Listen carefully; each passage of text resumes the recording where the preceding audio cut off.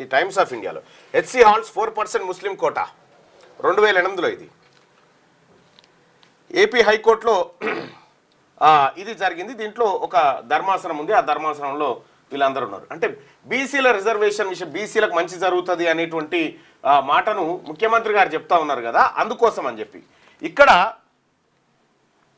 ఒక్కసారి మనం ఎవరి వైపు నిలబడాలి, తెలంగాణ రాష్ట్రంలో లేకపోతే ఉమ్మడి ఏపీలో ఉన్నటువంటి ఎంపీలంతా సరే, దీంట్లో రాజ్యసభ లోక్సభ ఎంపీలకు మాత్రమే అవకాశం ఉంటుంది, ఓటేసేటువంటి అవకాశం ఎమ్మెల్యేలకు ఉండదు. ఒకవేళ నాకు కనుక అవకాశం ఉంటే నా ఓటు బీసీ బిడ్డకి వేస్తుంటే, నేను రాధాకృష్ణన్కి వేస్తుంటే, ఏదన్నా పార్టీ కానీ ఏదన్నా పార్టీ ఎందుకు వేస్తుంటే అనంటే రైట్, ఇక్కడ ఎన్డీఏ అభ్యర్థి, తర్వాత ఇండియా అభ్యర్థి, ఇక్కడ ఎన్డీఏ అభ్యర్థి రాధాకృష్ణన్,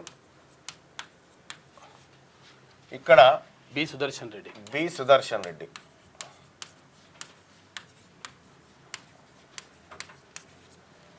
ఇక్కడ ఈయన బీసీ సామాజిక వర్గం, ఈయన ఓసీ సామాజిక వర్గం. ఈయన మన ద్రవిడ బిడ్డనే, ఎస్, అంటే దక్కన్ పీఠభూమికి సంబంధించి దక్షిణ భారతదేశమే. ఈయన మన ద్రవిడనే, అంతే. ఈయన తెలుగు, ఆయన తమిళ్. ఈయన తమిళనాడు, ఈయన తెలంగాణ. రంగారెడ్డి జిల్లా కందుకూరు మండలం. రైట్, ఇక్కడ ఇది వీళ్ళకి సంబంధించినటువంటి చిన్న నేపథ్యం. ఇక్కడ రాధాకృష్ణన్ గారు భారతీయ జనతా పార్టీ తమిళనాడు అధ్యక్షుడిగా ఉన్నప్పుడు బీసీలలో చైతన్యం తీసుకురావడం కోసం, బీసీ ఎస్సీల్లో పరివర్తన రావాలి, వాళ్ళు ఆత్మగౌరవంతో బతకాలని రథయాత్ర చేసినటువంటి వ్యక్తి రాధాకృష్ణన్ గారు.